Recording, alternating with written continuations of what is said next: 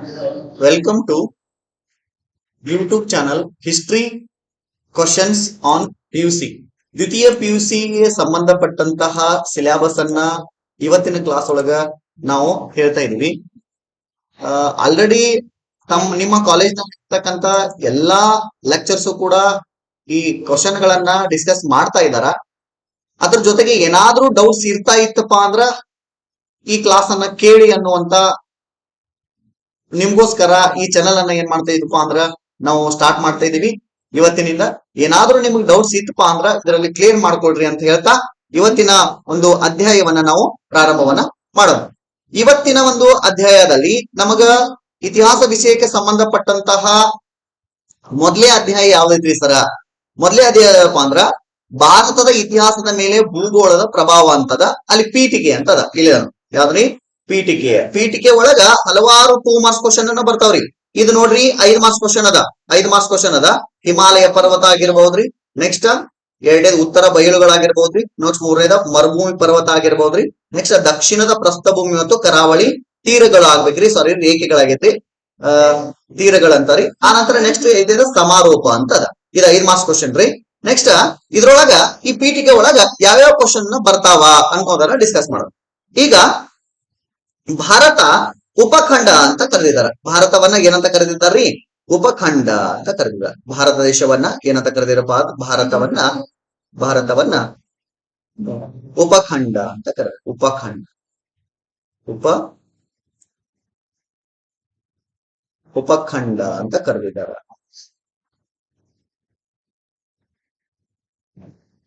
ಅಂತ ಕರೆದಿದ್ದಾರೆ.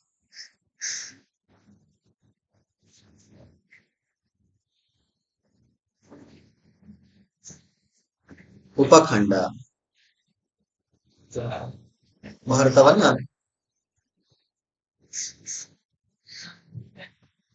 ಉಪಖಂಡ ಅಂತ ಕರೆದಿದ್ದಾರ. ಉಪಖಂಡ ಭಾರತವನ್ನ ಉಪಖಂಡ ಅಂತ ಕರೆದಿದ್ದಾರ. ಉಪಖಂಡ ಸರ್, ಉಪಖಂಡ ಅಖಂಡ ಭಾರತ ಯಾಕೆ ಕರೀಲಿಲ್ಲ? ಅಖಂಡ ಭಾರತ ಯಾವಾಗಿತ್ರಿ ಅಂದ್ರ, ಅಖಂಡ ಭಾರತ ಯಾವಾಗಿತ್ತಪ್ಪ ಅಂದ್ರ ಭಾರತವನ್ನ ಭಾರತ ಮತ್ತು ಪಾಕಿಸ್ತಾನ ಕೂಡಿತ್ಲಾಗ್ರಿ. ಅವಾಗ ಭಾರತಕ್ಕೆ ಏನಂತ ಕರಿತಾ ಇದ್ರಪ್ಪ ಅಂದ್ರ ಅಖಂಡ ಅಂತ ಕರೀತಾರೆ. ಈಗ ಏನಂತ ಕರೆದಿದ್ದಾರೆ ಸರ? ಉಪಖಂಡ ಅಂತ ಕರೆದಿದಾರ. ಉಪಖಂಡ. ಆದ್ರ ಈ ಉಪಖಂಡದ ಸುತ್ತಮುತ್ತಲಿರ್ತಕ್ಕಂತ ರಾಷ್ಟ್ರಗಳು ಯಾವ್ರಿ ಸರ? ಉಪಖಂಡದ ಸುತ್ತಮುತ್ತಲಿರ್ತಕ್ಕ ರಾಷ್ಟ್ರಗಳು ಯಾವ್ದಪ್ಪ ಅಂದ್ರ ಭಾರತ ದೇಶದ ಗಡಿಯನ್ನ ಹಂಚಿಕೊಂಡಿರ್ತಕ್ಕಂಥ ರಾಷ್ಟ್ರಗಳು ಯಾವ್ರಿ ಸರ? ಭಾರತ ದೇಶದ ಗಡಿಯನ್ನ ಹಂಚಿಕೊಂಡಿರ್ತ ರಾಷ್ಟ್ರಗಳು ಯಾವಪ್ಪ ಅಂದ್ರ ನೇಪಾಳ, ಭೂತಾನ, ಮಯನ್ಮಾರ್, ಬಾಂಗ್ಲಾದೇಶ, ಶ್ರೀಲಂಕಾ. ಇವು ಭಾರತದ ಗಡಿಯನ್ನ ಹಂಚಿಕೊಂಡಿರ್ತಕ್ಕಂತ ರಾಷ್ಟ್ರಗಳಂತ ಕರಿತೀವ್ರಿ. ಇನ್ನ ಭಾರತಕ್ಕ ಈ ವ್ಯಾಪ್ತಿ, ಭಾರತ ದೇಶದ ವ್ಯಾಪ್ತಿ ಏನ್ರಿ ಸರ? ಭಾರತದ ವ್ಯಾಪ್ತಿ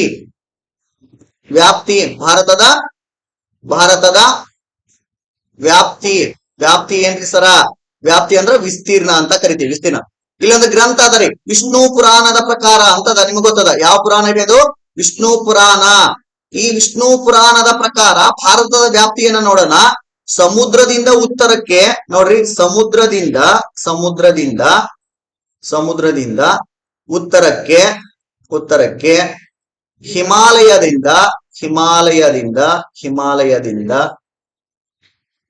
ದಕ್ಷಿಣಕ್ಕೆ ಇರುವ ದೇಶ ಭಾರತ. ಏನ್ ಹೇಳಿದಾರ? ದಕ್ಷಿಣಕ್ಕೆ ಇರುವ ದೇಶ ಭಾರತ. ಇಲ್ಲಿ ವಾಸಿಸುವ ಜನರು ಭರತನ ವಂಶಸ್ಥರು. ಭರತ ಎಲ್ಲಿ ಬರ್ತಾನ್ರಿ? ಭರತನ ವಂಶಸ್ಥರು ಅಂತ ಕರೀತಾರೆ. ವಂಶಸ್ಥರು. ಭರತ ಎಲ್ಲಿ ಬರ್ತಾನ್ರಿ ಸರ? ಭರತ ರಾಮಾಯಣದಲ್ಲಿ ಬರ್ತಾನ. ಎಲ್ರಿ?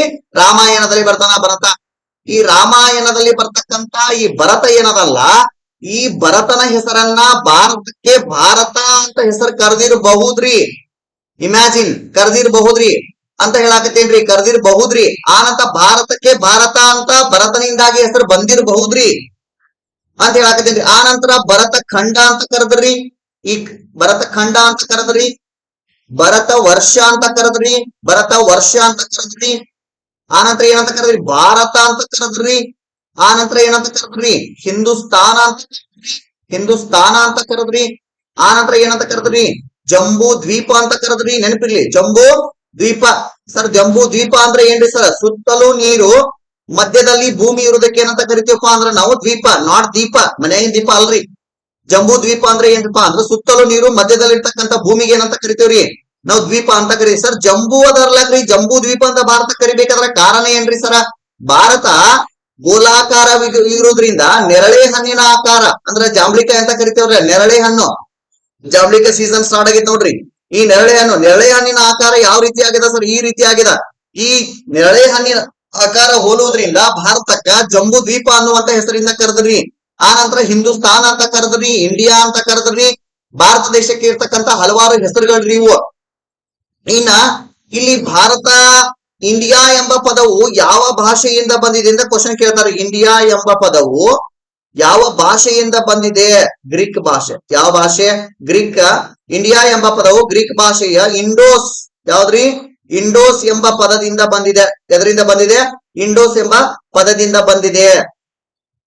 ಇಂಡೋಸ್ ಎಂಬ ಪದ, ಇಂಡಿಯಾ ಎಂಬ ಪದವು ಗ್ರೀಕ್ ಪದವಾದ ಇಂಡೋಸ್ ಎಂಬ ಪದದಿಂದ ಬಂದಿದೆ ಅಂತ ಕೇಳ್ತಾರೆ. ಹಾಗಾದ್ರೆ ಭಾರತದ ಮೊಟ್ಟ ಮೊದಲ ನದಿ ಯಾವ್ದ್ರಿ ಸರ? ಸಿಂಧೂ ನದಿ. ಯಾವ್ದ್ರಿ? ಸಿಂಧೂ ನದಿ ಅಂತ ಕರಿತೀವಿ. ಈ ಸಿಂಧೂ ನದಿಗೆ ಸಿಂಧೂ ನದಿ ಅಂತ ಕರೆದವ್ರು ಯಾರೀ ಸರ? ಪರ್ಷಿಯನ್ನರು ಅಂತ. ಯಾರ್ರಿ? ಪರ್ಷಿಯನ್ನರು. ಇದು ಎಲ್ಲೈತ್ರಿ ಸರ? ಇದು ಎಲ್ಲಾ ಎಲ್ಲೈತಪ್ಪ ಅಂದ್ರ ಪೀಠಿಕೆ ಒಳಗೈತಿ. ಪೀಠಿಕೆ ಒಳಗೈತ್ರಿ. ಭಾರತದ ವ್ಯಾಪ್ತಿ ಹೇಳೇನ್ರಿ. ಈ ಭಾರತದ ವ್ಯಾಪ್ತಿ 8 ಮಾರ್ಕ್ಸ್ ಕ್ವಶನ್ ರೀ ಸರ್. 2 ಮಾರ್ಕ್ಸ್ ಕ್ವಶನ್ ಅನ್ನ ಕೇಳ್ತಾರೆ, ನೆನಪಿಲ್ರಿ. ಆನಂತರ ಇದು ಕೂಡ 1 ಮಾರ್ಕ್ಸ್ ಕ್ವಶನ್ ಅನ್ನ ಕೇಳ್ತಾರ್ರಿ. ಆನಂತರ ಇಂಡಿಯಾ ಎಂಬ ಪದವು ಯಾವ ಪದದಿಂದ ಬಂದಿದೆ ಅನ್ನುವಂಥದ್ದನ್ನು ಕೇಳ್ತಾರ್ರಿ. ಭಾರತ ದೇಶದ ಮೊಟ್ಟ ಮೊದಲ ನದಿ ನೆನಪಿಲ್ರಿ, ಸಿಂಧೂ ನದಿ. ಆನಂತರ ನಾವು ಇಲ್ಲಿ ಭಾರತದ ಭೌಗೋಳಿಕ ಲಕ್ಷಣಗಳದಾವಲ್ರಿ, ಅವುಗಳನ್ನ ಅಧ್ಯಯನ ಮಾಡೋದು. ಎಷ್ಟು ಮಾರ್ಕ್ಸ್ ಕ್ವಶನ್ ಕೇಳ್ತಾರ್ರಿ ಸರ್? 5 ಮಾರ್ಕ್ಸ್ ಕ್ವಶನ್ ಕೇಳ್ತಾರ್ರಿ. ಬಹಳಷ್ಟು ಇಂಪಾರ್ಟೆಂಟ್ ರೀ. ಭಾರತದ ಭೌಗೋಳಿಕ ಲಕ್ಷಣಗಳು ಯಾವ್ರಿ ಸರ್? ಫಸ್ಟ್ ಪಾಯಿಂಟ್ ನೋಡ್ರಿ, ಹಿಮಾಲಯ ಪರ್ವತ ಅಂತದ. ಸ್ಟಾರ್ಟಿಂಗ್ ಹಿಮಾಲಯ ಪರ್ವತ ಅಂತದ. ಹಿಮಾಲಯ ಪರ್ವತ ಇಲ್ಲಿ ಸ್ಟಾರ್ಟ್ ಮಾಡ್ರಿ, ಹಿಂಗ ಬರಿಬೇಕ್ರಿ. ಹಿಮಾಲಯ ಪರ್ವತ ಅಂತದ, ಇಲ್ಲೇ ಸ್ಟಾರ್ಟ್ ಮಾಡ್ಬೇಕ್ರಿ. ಹಿಮಾಲಯ ಪರ್ವತ ಭಾರತವನ್ನ ಏಷ್ಯಾದ ದಾಳಿಗಳಿಂದ ರಕ್ಷಿಸಿದೆ. ನೋಡ್ರಿ, ರಕ್ಷಿಸಿದೆ ಏನ್ರಿ? ರಕ್ಷಿಸಿದೆ. ಏಷ್ಯಾದ ದಾಳಿಗಳಿಂದ ರಕ್ಷಿಸಿದೆ ಅಂತ ಕೊಡ. ಭಾರತವನ್ನ ಏಷ್ಯಾದ ದಾಳಿಗಳಿಂದ ರಕ್ಷಿಸಿದೆ. ಸರಿ, ಯಾವ್ದು ರಕ್ಷಣೆ ಮಾಡಿದ್ರಿ ಸರ?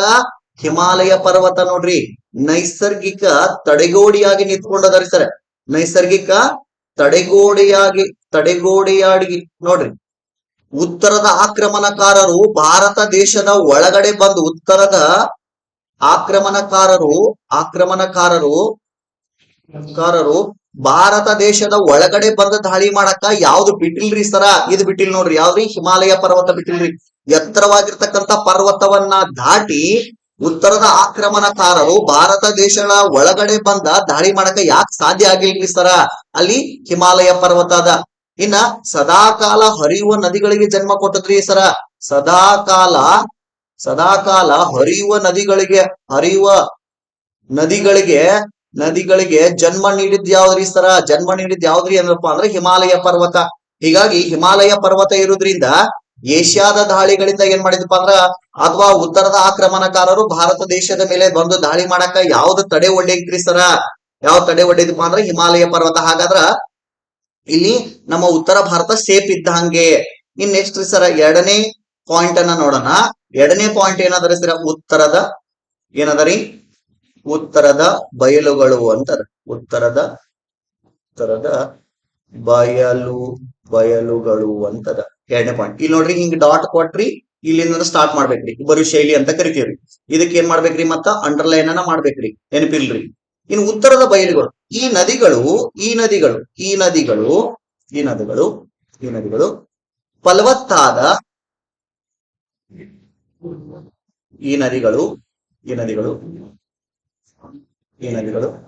ಫಲವತ್ತಾದ ಫಲವತ್ತಾದ ಭೂಮಿ ಐತಿ ನೋಡ್ರಿ. ನದಿಗಳದವ, ನೀರಾವರಿ ಪ್ರದೇಶಗಳದವ, ಫಲವತ್ತಾದ ಭೂಮಿ ಐತಿ. ಫಲವತ್ತಾದ ಭೂಮಿ ಇರೋದ್ರಿಂದ ನಾಗರಿಕತೆಯ ಜನ ಈ ನಾಗರಿಕತೆ ಅದಾವ್ರಿ, ಈ ನಾಗರಿಕತೆಯ ಜನ ಏನ್ ಮಾಡಿದ್ರಪ್ಪ ಅಂದ್ರೆ ಈ ಬಯಲುಗಳಲ್ಲಿ ಹಲವಾರು ಬೆಳೆಗಳನ್ನ ಬೆಳೆದು ಸಮೃದ್ಧಿ ಜೀವನವನ್ನ ಮಾಡಿದ್ರಿ, ಸಮೃದ್ಧಿ ಜೀವನವನ್ನ ಮಾಡಿದ್ರು. ಸಮೃದ್ಧಿ ಜೀವನವನ್ನ ಮಾಡಿ ಏನಾಯ್ತು ಅಂದ್ರ ಇಲ್ಲಿ ಸಿರಿವಂತರಾದ್ರಿ. ಏನಾದ್ರಿ? ಸಿರಿವಂತರಾದ್ರು. ಸಿರಿವಂತನಾದ ಮಾನವ, ಸಿರಿವಂತನಾದ ಕೂಡಲೇ ಅಲ್ಲಿ ಏನಪ್ಪ ಅಂದ್ರೆ ತನಗೆ ಬೇಕಾದ ಮೂಲಭೂತ ಸೌಕರ್ಯಗಳನ್ನ ಏನ್ ಮಾಡ್ಕೊಂಡ್ರಿ ಸರ? ಸೌಕರ್ಯಗಳನ್ನ ಪಡೆದುಕೊಂಡ ಮಾನವ, ನಾಗರಿಕತೆ ಮಾನವ. ಉದಾಹರಣೆಗೆ ಯಾವ ನಾಗರಿಕತೆ ಇಲ್ಲಿ ಜನ್ಮವನ್ನು ತಳೆದ್ರು ಸರ್? ಸಿಂಧೂ ನಾಗರಿಕತೆ ಹಿಡ್ಕೊಂಡ ಭಾರತ ದೇಶದ ಮೊಟ್ಟ ಮೊದಲ ಸಿಂಧೂ ನಾಗರಿಕತೆ ಹಿಡ್ಕೊಂಡ ವೈದಿಕ ನಾಗರಿಕತೆಯೆಡೆಗೆ ಇಲ್ಲಿ ಏನ್ ಮಾಡೋದು? ಹಲವಾರು ನಾಗರಿಕತೆಗಳು ಏನ್ ಮಾಡೋದಪ್ಪ ಅಂದ್ರೆ ಜನಿಸಿದ್ವು. ಆ ನಂತರ ಏನಾಯ್ತಪ್ಪ ಅಂದ್ರ ಈ ಮೂಲಭೂತ ಸೌಕರ್ಯಗಳನ್ನ ಪಡೆದುಕೊಂಡ ನಂತರ ಮಾನವ ಏನ್ ಮಾಡದಪ್ಪ ಅಂದ್ರ ಸಿರಿವಂತನಾದ ಕೂಡಲೇ ಅವನಿಗೆ ಬೇಕಾದ ದವಸ ಧಾನ್ಯಗಳನ್ನ ಇಟ್ಕೊಂಡ ಉಳಿದ ದವಸ ಧಾನ್ಯಗಳನ್ನ ಏನ್ ಮಾಡದಪ್ಪ ಅಂದ್ರ ವಿದೇಶಗಳಿಗೆ ಮಾರಲು ಏನ್ ಮಾಡಿದಪ್ಪ ಅಂದ್ರ ದಾರಿ ಇಲ್ಲಾಗಿದ್ರಿ. ಆ ದಾರಿಯನ್ನ ಕಡ್ಕೊಂಡ್ರಿ ಸರ. ಯಾವ್ರಿ ಸರ ಮಾರ್ಗಗಳು? ಖೈಬರ್ ಮತ್ತು ಬೋಲಾನ್. 2 ಮಾರ್ಕ್ಸ್ ಕ್ವಶನ್ ಕೇಳ್ತಾರ್ರಿ. 2 ಕಣಿವೆಗಳು ಯಾವ ಅಂತ ಕೇಳ್ತಾವ್ರಿ. ಅದಕ್ಕೆ ಆನ್ಸರ್ ಏನ್ ನೋಡ್ರಿ? ಖೈಬರ್ ಮತ್ತು ಬೋಲಾನ್. ಈ 2 ಕಣಿವೆಗಳ ಮುಖಾಂತರ ಎಕ್ಸ್ಪೋರ್ಟ್ ಮತ್ತು ಇಂಪೋರ್ಟ್ ಅಂದ್ರೆ ಆಮದು ಮತ್ತು ರಫ್ತನ್ನ ಮಾಡ್ಲಿಕ್ಕೆ ಏನ್ ಮಾಡಿದ್ರು? ಪ್ರಾರಂಭವನ್ನ ಮಾಡಿದ್ರು ವಿದೇಶದೊಂದಿಗೆ ಭಾರತೀಯರು. ಆದ್ರ ಅದ ಮಾರ್ಗವಾಗಿನ ಏನ್ ಮಾಡಿದ್ರಪ್ಪ ಅಂದ್ರೆ ವಿದೇಶಿಯರು ಭಾರತ ದೇಶದ ಮೇಲೆ ದಾಳಿಯನ್ನ ಮಾಡಿದ್ರು. ವಿದೇಶಿಯರು ಏನ್ ಮಾಡಿದ್ರಿ? ವಿದೇಶಿಯರು ಭಾರತದ ದೇಶದ ಮೇಲೆ ಏನ್ ಮಾಡಿದ್ರಪ್ಪ ಅಂದ್ರ ದಾಳಿಯನ್ನ ಮಾಡಿದ್ರಿ. ಒಂದ್ ರೀತಿ ಖೈಬರ್ ಮತ್ತು ಬೋಲಾನ್ ಅನ್ನುವಂತ ಕಣಿವೆಗಳದಾವಲ್ಲಾಕ್ರಿ, ಒಂದ್ ರೀತಿ ಅನುಕೂಲ ಆದ್ರ ಇನ್ನೊಂದ್ ರೀತಿ ಏನಾಗತೈತಪ್ಪ ಅಂದ್ರ ಅನಾನುಕೂಲ ಐತ್ರಿ. ಒಂದ್ ರೀತಿ ತಾವು ಬೆಳೆದಂತ ಬೆಳೆಗಳನ್ನ ವಿದೇಶದೊಂದಿಗೆ ಏನ್ ಮಾಡ್ತಾ ಇದ್ರಿ? ಇವರು ಮಾರಾಟವನ್ನ ಮಾಡ್ತಾ ಇದ್ರಿ ಕಣಿವೆಗಳ ಮುಖಾಂತರ. ಆದ್ರ ವಿದೇಶಿಯರು ಏನ್ ಮಾಡಿದ್ರಪ್ಪ ಅಂದ್ರ ಅದ ಮಾರ್ಗವಾಗಿ ಬಂದ ಈ ಭಾರತ ದೇಶದಲ್ಲಿ ಏನ್ ಮಾಡಿದ್ರಪ್ಪ ಅಂದ್ರ ದಾಳಿಯನ್ನ ಮಾಡಿದ್ರು. ಯಾಕೆ ಮಾಡಿದ್ರಿ ಸರ? ಭಾರತದ ಫಲವತ್ತಾದ ಭೂಮಿ ಮತ್ತು ಅಗಾಧವಾದ ಸಂಪತ್ತು ಇರ್ತಾ ಇತ್ತು. ಆ ಕಾರಣಕ್ಕಾಗಿ ಏನ್ ಮಾಡಿದ್ರಪ್ಪ ಅಂದ್ರೆ ಇವರು ದಾಳಿಯನ್ನ ಮಾಡಿದ್ರಿ. 3ನೇ ಪಾಯಿಂಟ್ ಇಷ್ಟ ಬರೀರಿ ಸಾಕ. ನೆಕ್ಸ್ಟ್ ನೋಡೋಣ. ಅಲ್ಲಿ ಮರುಭೂಮಿ ಪರ್ವತ ಅಂತ ಪಾಯಿಂಟ್ ಅದ. ಯಾವ ಪರ್ವತ? ಮರುಭೂಮಿ ಪರ್ವತ. ಯಾವಾಗ್ಲೂ ಡಾಟ್ ಕೊಟ್ರಿ ಈ ಪಾಯಿಂಟ್ ಅಂಡರ್ಲೈನ್ ಮಾಡಿ ಆ ನಂತರ ಕೆಳಗಡೆ ಬರಬೇಕ್ರಿ. ಮರುಭೂಮಿ ಪರ್ವತ. ಪಶ್ಚಿಮದ ಮರುಭೂಮಿ.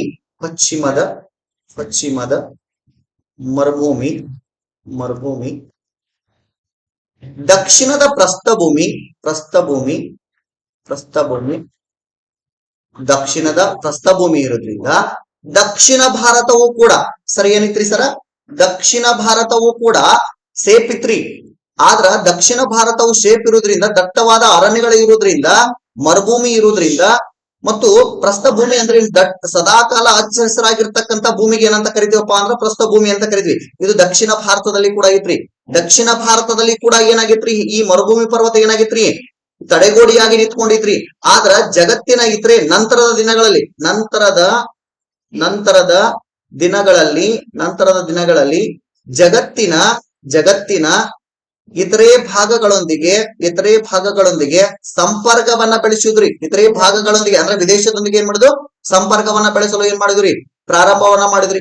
ಹಲವಾರು ಜನಾಂಗಗಳು ನೋಡ್ರಿ, ಹಲವಾರು ಜನಾಂಗಗಳು ಭಾರತ ದೇಶದ ಒಳಗಡೆ ಬರ್ಲಿಕ್ಕೆ ಪ್ರಾರಂಭ ಮಾಡಿದ್ರಿ. ಹೆಸರು ದ್ರಾವಿಡ. ನೋಡ್ರಿ ಜನಾಂಗಗಳು ಯಾವ್ರಿ? ಅಲ್ಫೈನ್, ಮಂಗೋಲೈಡ್. ನೋಡ್ರಿ ನೆಕ್ಸ್ಟ್ ಮೆಡಿಟೇರಿಯನ್. ನೋಡ್ರಿ ಯಾವ್ದ್ರಿ? ಮೆಡಿಟೇರಿಯನ್.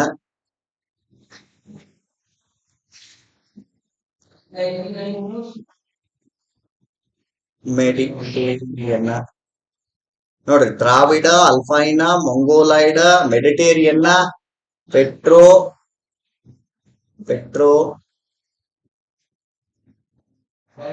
ಪೆಟ್ರೋ ಅಸ್ಟ್ರೋಲೈಟ್ ಅನ್ನುವಂತ ಜನಾಂಗಗಳು ಕೂಡ ಏನ್ ಮಾಡಿದವಪ್ಪ ಅಂದ್ರ ಭಾರತದ ಒಳಗಡೆ ಬರ್ಲಿಕ್ಕೆ ಏನ್ ಮಾಡಿದವಪ್ಪ ಅಂದ್ರ ಪ್ರಾರಂಭವನ್ನ ಮಾಡಿದ್ವಿ. ಹಲವಾರು ಜನಾಂಗಗಳು ಭಾರತ ದೇಶದಲ್ಲಿ ಏನ್ ಮಾಡ್ತಾವಪ್ಪ ಅಂದ್ರ ವಾಸವನ್ನ ಮಾಡ್ತಾ ಇದಾವ. ಅದ್ರ ಜೊತೆಗೆ ತಮ್ಮದೇ ಆದ ಭಾಷೆ ಮತ್ತು ಸಂಸ್ಕೃತಿಯನ್ನ ಹೊಂದಿರತಕ್ಕಂತ ದೇಶ ಯಾವ್ದಪ್ಪ ಅಂದ್ರ ಇಲ್ಲಿ ಭಾರತ ಅಂತ ಕರಿತೀವ್ರಿ. ಇಷ್ಟು ಸಾಕು ಇದಕ್ಕೆ ವಿವರಣೆ. ನೆಕ್ಸ್ಟ್ 4ನೇ ಪಾಯಿಂಟ್ ಅನ್ನ ನೋಡೋಣ. 4ನೇ ಪಾಯಿಂಟ್ ಏನದ ನೋಡೋಣ್ರಿ. 4ನೇ ಪಾಯಿಂಟ್ ಅನ್ನ ನೆಕ್ಸ್ಟ್ ದಕ್ಷಿಣದ ಪ್ರಸ್ಥಭೂಮಿ ಪ್ರಸ್ಥಭೂಮಿ, ದಕ್ಷಿಣದ ಪ್ರಸ್ಥಭೂಮಿ ಮತ್ತು ಕರಾವಳಿ ತೀರಗಳು. ದಕ್ಷಿಣದ ಪ್ರಸ್ಥಭೂಮಿ ಮತ್ತು ಕರಾವಳಿ ತೀರಗಳು. ಪಾಯಿಂಟ್ ಏನ್ ಮಾಡ್ಬೇಕ್ರಿ? ಅಂಡರ್ಲೈನ್ ಅನ್ನ ಮಾಡ್ಬೇಕ್ರಿ. ನೆನಪಿರ್ಲಿ, ಪಾಯಿಂಟ್ ಏನ್ ಮಾಡ್ಬೇಕು ಅಂದ್ರ ಅಂಡರ್ಲೈನ್ ಅನ್ನ ಮಾಡ್ಬೇಕು. ಆನಂತರ ಇಲ್ಲಿ ದಕ್ಷಿಣದ ಪ್ರಸ್ಥಭೂಮಿ ಮತ್ತು ಕರಾವಳಿ ತೀರಗಳಲ್ಲಕ್ರಿ, ಇಲ್ಲಿ ಭಾರತ ದೇಶವನ್ನ ಹಲವಾರು ವರ್ಷಗಳಿಂದ ಕೃಷಿ ಪ್ರಧಾನ ದೇಶವನ್ನಾಗಿ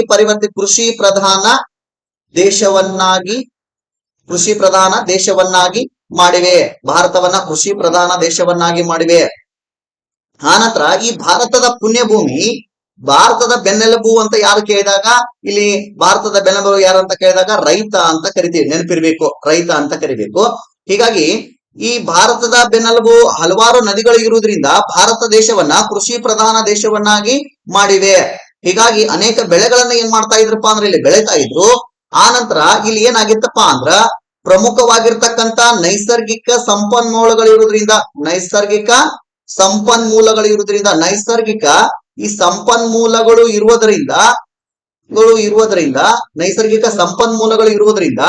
ಇಲ್ಲಿ ಅನೇಕ ಖನಿಜಗಳು ಕೂಡ ಸಿಕ್ಕುರಿ. ಖನಿಜಗಳು ಏನ್ ಖನಿಜಗಳು ಸಿಕ್ಕುರಿ ಸರ? ಏನ ಬಂಡೆಗಲ್ಲುಗಳು ಸಿಕ್ಕುರಿ. ಬಂಡೆಗಳು ಗ್ರಾನೈಟ್, ಅಮೃತಶಿಲೆ, ಗ್ರಾನೈಟ್, ಬಂಡೆಗಳು, ಗ್ರಾನೈಟ್, ಅಮೃತಶಿಲೆ ಅಂತ ಕಲ್ಲುಗಳನ್ನ ಏನ್ ಮಾಡಿದವಪ್ಪ ಅಂದ್ರ ಸಿಕ್ಕು. ಆನಂತರ ರಾಜ ಮಹಾರಾಜರು ಇವುಗಳನ್ನ, ಈ ಖನಿಜಗಳನ್ನ ಬಳಸ್ಕೊಂಡು ಏನನ್ನ ಕಟ್ಕೊಂಡ್ರಿ ಸರ್? ಅರಮನೆಗಳನ್ನ ಕಟ್ಕೊಂಡ್ರಿ. ಅರಮನೆ ಮತ್ತು ಕೋಟೆಗಳನ್ನ ಕಟ್ಕೊಂಡ್ರಿ. ಕೋಟೆಗಳು, ಮಠಗಳನ್ನ ನೋಡ್ರಿ, ಮಸೀದಿಗಳನ್ನ ಬಿಜಾಪುರಕ್ಕೆ ಹೋದ್ರ ಹಲವಾರು ಮಸೀದಿಗಳು ಸಿಗ್ತಾವ್ರಿ. ನಮಗ ನೆನಪಿಲ್ರಿ? ಇನ್ನ ಹಲವಾರು ಕೋಟೆಗಳನ್ನ ಸಿಗ್ತಾವ್ರಿ. ಗೋಲ್ ಗುಮ್ಮಟ್ ಆಗಿರ್ಬಹುದು, ಇಬ್ರಾಹಿಂ ರೋಜಾ ಆಗಿರ್ಬಹುದು, ಅವು ಕೂಡ ಏನ್ರಿ ಮಸೀದಿಯನ್ನ ಕಟ್ಕೊಂಡಿದಾರ. ಮಠಗಳನ್ನ ಕಟ್ಕೊಂಡಿದಾರ. ಏನೇನ್ಪಾ ಸಮಾಧಿಗಳನ್ನ ಕೂಡ ಕಟ್ಕೊಂಡಿದ್ದಾರೆ. ಸಮಾಧಿಗಳು, ತಾಜ್ ಮಹಲ್ ಕೂಡ ಏನಪ್ಪಾ ಅಂದ್ರ ಒಂದ್ ಸಮಾಧಿ ಅಂತ ಕರಿತೀವ್ರಿ. ನೆನಪಿಲ್ರಿ? ಆನಂತರ ಇಲ್ಲಿರುವ ಸಿಕ್ಕಿರುವಂತ ಬಳಸ್ಕೊಂಡು, ಆನಂತರ ಅರಮನೆಗಳನ್ನ, ಕೋಟೆಗಳನ್ನ, ಮಸೀದಿಗಳನ್ನ, ಸಮಾಧಿಗಳನ್ನ, ಚರ್ಚ್ಗಳನ್ನ ಏನ್ ಮಾಡ್ಕೊಂಡ್ರಪ್ಪ ಅಂದ್ರ ನಿರ್ಮಾಣವನ್ನ ಮಾಡಿಕೊಂಡ್ರು. ಆದ್ದರಿಂದ ಇಲ್ಲಿಯ ವಾತಾವರಣ ಇದೇನೈತಲ್ಲ, ಇಲ್ಲಿಯ ವಾತಾವರಣ ಒಟ್ಟಾರೆಯಾಗಿ ಹೇಳ್ಬೇಕಂದ್ರ ಇಲ್ಲಿಯ ವಾತಾವರಣ ಇರುವುದರಿಂದ ವಿಪರೀತವಾದ ಮಳೆ ಮತ್ತು ಅನುಕೂಲಕರ ಹವಾಮಾನ. ನೋಡ್ರಿ, ವಿಪರೀತವಾದ ಮಳೆ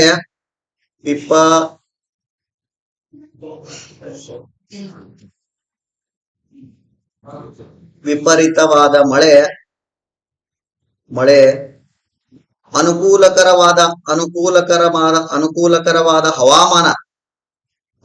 ಹವಾಮಾನ ಇರೋದ್ರಿಂದ, ಹವಾಮಾನ ಬಹಳಷ್ಟು ಇಂಪಾರ್ಟೆಂಟ್ ರೀ. ಚಳಿಗಾಲ, ಮಳೆಗಾಲ, ಬೇಸಿಗೆ ಕಾಲಕ್ಕ ಈ ಮಾನವ ಇಲ್ಲಿ ಏನ್ ಮಾಡ್ಕೊಂಡಿದ್ದಾನೆ? ಹೊಂದಾಣಿಕೆ ಮಾಡ್ಕೊಂಡಿದ್ದಾನ. ಅಂದ ಕೂಡ್ಲೇನ ಇಲ್ಲಿ ಏನ್ ಮಾಡಕತ್ತಾನವ? ಬದುಕಕತ್ತಾನ. ಉದಾಹರಣೆಗೆ ಡೈನಾಸೋರ್ ಅನ್ನುವಂತ ಪ್ರಾಣಿ 65 ಮಿಲಿಯನ್ ವರ್ಷಗಳ ಹಿಂದೆ ಡೈನಾಸೋರ್ ಅನ್ನುವಂತ ಪ್ರಾಣಿ ಈ ಹವಾಗುಣಕ್ಕೆ ಏನ್ ಮಾಡ್ಲಿಲ್ರಿ? ಹೊಂದಾಣಿಕೆ ಆಗ್ಲಿಲ್ಲ. ಆದ ನಂತರ ಭೂಮಿಯ ಮೇಲೆ ಅಳಿದುಳಿದು ಹೋಯ್ತು ಅನ್ನೋದ್ರು ಕೂಡ ನಮಗ್ ಗೊತ್ತದ್ರಿ.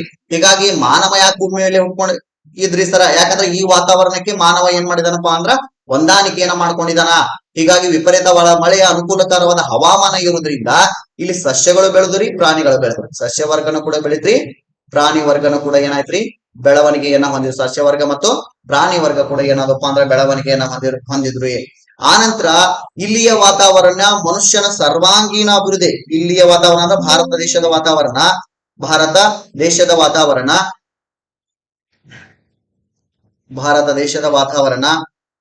ಭಾರತ ದೇಶದ ಮನುಷ್ಯನ ಸರ್ವಾಂಗೀಣ ಅಭಿವೃದ್ಧಿಗೆ ಪೂರಕವಾದ ವಾತಾವರಣ ಅಂತ ಕರಿತೀವಿ. ಮನುಷ್ಯನ ಸರ್ವಾಂಗೀಣ ಅಭಿವೃದ್ಧಿಗೆ ಪೂರಕವಾದ ವಾತಾವರಣ. ಇನ್ ನೆಕ್ಸ್ಟ್ ನೋಡೋಣ್ರಿ, ಇಲ್ಲಿ 4 ಪಾಯಿಂಟ್ ಹೇಳಲ್ರಿ. ಆನಂತರ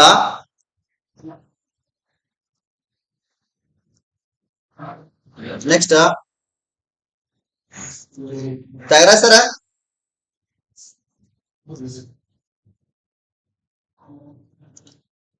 ನೆಕ್ಸ್ಟ್ ನೋಡೋಣ್ರಿ.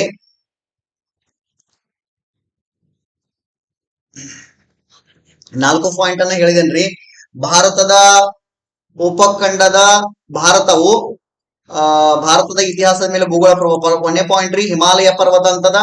ಆನಂತರ ಎರಡನೇ ಪಾಯಿಂಟ್ ರೀ ಮರುಭೂಮಿ ಉತ್ತರದ ಬಯಲುಗಳಂತದ. ಎರಡನೇದ ಮರುಭೂಮಿ ಪರ್ವತ. ಮೂರನೇದ್ರಿ ನಾಲ್ಕನೇ ದಕ್ಷಿಣ ಪ್ರಸ್ಥಭೂಮಿ ಮತ್ತು ಕರಾವಳಿ ತೀರಗಳಂತ ಹೇಳೇನ್ರಿ, ನೆನಪಿರ್ಲಿ. ನೆಕ್ಸ್ಟ್ ನಾಲ್ಕನೇದ್ರಿ ದಕ್ಷಿಣ ಪ್ರಸ್ಥಭೂಮಿ ಮತ್ತು ಕರಾವಳಿ ತೀರಗಳಂತ. ಇನ್ ನೆಕ್ಸ್ಟ್ 4 ಪಾಯಿಂಟ್ ಆದ ನಂತರ ಇಲ್ಲಿ ಏನಂತ್ರಿ ಸರ್, 5ನೇ ಪಾಯಿಂಟ್ ನೋಡ್ರಿ, ಸಮಾರೋಪ ಅಂತ ಬಹಳಷ್ಟು ಇಂಪಾರ್ಟೆಂಟ್ ರೀ. ಸಮಾರೋಪ ಸಮಾರೋಪ ಸಮಾರೋಪ ಸಮಾರೋಪ ಹೆಂಗ್ ಬರಿಬೇಕ್ರಿ ಸರ, ಮುಕ್ತಾಯ ಅಂತ ಕರಿತೀವಿ ನಾವು.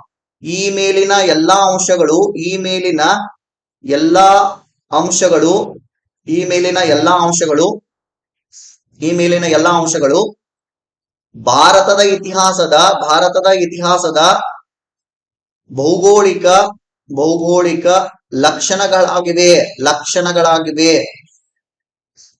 ಲಕ್ಷಣಗಳಾಗಿವೆ. ಇಲ್ಲಿ ಅಂದ್ರ ಭಾರತ ದೇಶದಲ್ಲಿ ಇಲ್ಲಿ ದಟ್ಟವಾದ ಅರಣ್ಯ ಪ್ರದೇಶಗಳು ಇರೋದ್ರಿಂದ ಅರಣ್ಯಗಳು ಇರೋದ್ರಿಂದ ಹಾಗೂ ನೀರಾವರಿ ಪ್ರದೇಶಗಳು ಇರೋದ್ರಿಂದ, ಅದು ಹಿಮಾಲಯ ಪರ್ವತ ಇರುವುದರಿಂದ ದಕ್ಷಿಣ ಭಾರತ ಮತ್ತು ಉತ್ತರ ಭಾರತವನ್ನ ರಕ್ಷಣೆಯನ್ನ ಮಾಡಿದೆ. ಆ ನಂತರ ಏನ್ ಮಾಡಿದಪ್ಪ ಅಂದ್ರ ವಿದೇಶಿಯರು ಏನ್ ಮಾಡಿದ್ರಪ್ಪ ಅಂದ್ರ ಭಾರತ ದೇಶದ ಮೇಲೆ ಏನ್ ಮಾಡಿದ್ರು, ದಾಳಿಯನ್ನ ಮಾಡಿದ್ರು. ಇಲ್ಲಿರ್ತಕ್ಕಂಥ ಸಂಪತ್ತನ್ನ ಏನ್ ಮಾಡಿದ್ರಪ್ಪ ಅಂದ್ರೆ ವಿದೇಶಕ್ಕೆ ಹೋಗಿದ್ರು. ಆದರೆ ಇಲ್ಲಿ ಹಲವಾರು ಮಾರ್ಗಗಳನ್ನ ಕಂಡುಕೊಂಡ್ರು. ಆ ಮಾರ್ಗದ ಮುಖಾಂತರ ದೇಶದಿಂದ ವಿದೇಶಕ್ಕೆ ಏನ್ ಮಾಡಿದ್ರಪ್ಪ ಅಂದ್ರ ಮಾರಾಟವನ್ನ ಮಾಡಿದ್ರು. ದೇಶದಿಂದ ವಿದೇಶಕ್ಕೆ ಏನ್ ಮಾಡಿದ್ರಪ್ಪ ಅಂದ್ರ ಆ ವಸ್ತುಗಳನ್ನ ಏನ್ ಮಾಡಿದ್ರಪ್ಪ ಅಂದ್ರ ಮಾರಾಟವನ್ನ ಮಾಡಿದ್ರು. ಹೀಗಾಗಿ ಒಟ್ಟಾರೆಯಾಗಿ ಇಲ್ಲಿಯ ವಾತಾವರಣ ಮನುಷ್ಯನ ಸರ್ವಾಂಗೀಣ ಅಭಿವೃದ್ಧಿಗೆ ಪೂರಕವಾದ ವಾತಾವರಣ ಅಂತ ಕರಿತೀವಿ. ಇನ್ನ ನೆಕ್ಸ್ಟ್ ಕ್ವಶನ್ ನೋಡೋಣ. ಭಾರತೀಯ ಇತಿಹಾಸದ ವಿಶಿಷ್ಟ ಲಕ್ಷಣಗಳು ಅಂತದ. ಫಸ್ಟ್ ಪೀಠಿಕೆ ಅದ ನೋಡ್ರಿ, ಇದು 5 ಮಾರ್ಕ್ಸ್ ಕ್ವಶನ್ ಅನ್ನ ಕೇಳ್ತಾರ್ರಿ, ನೆನಪಿರ್ಲಿ. ನಾಗರಿಕತೆ ಮತ್ತು ಸಂಸ್ಕೃತಿಗಳ ನಿರಂತರತೆ. ಆನಂತರ ಎರಡನೇದ್ ನೋಡಿ ಸ್ತರಬದ್ಧ ವಿಕಾಸ. ಮೂರನೇದ ವಿದೇಶಿ ದಾಳಿಗಳು. ನಾಲ್ಕನೇದ ಪ್ರಬಲ ಸಹಿಷ್ಣುತಾ ಭಾವದ. ಇಲ್ಲ ಸಹಿಷ್ಣುತಾ ಭಾವದ ಆಗ್ಬೇಕಾಗಿದ್ರಿ, ಇಲ್ಲಿ ಬರೀತೆ ನೋಡ್ರಿ, ಸಹಿಷ್ಣುತಾ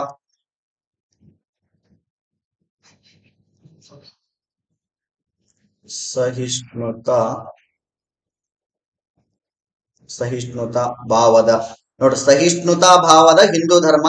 ನೆಕ್ಸ್ಟ್ ಜಗತ್ತಿಗೆ ಕೊಡುಗೆಗಳು. ನೆಕ್ಸ್ಟ್ ವಿದೇಶಿಯರ ಆಕರ್ಷಣೀಯ ಕೇಂದ್ರವಾಗಿ ಭಾರತ. ನೆಕ್ಸ್ಟ್ 7ನೇದು ಏನಪ್ಪಾ ಅಂದ್ರೆ ಉಪಸಂಹಾರ ಅಂತದ. ಹೀಗಾಗಿ ಇಲ್ಲಿ ನೋಡೋಣ, ಇಲ್ಲಿ ಪೀಠಿಕೆ ನೋಡೋಣ.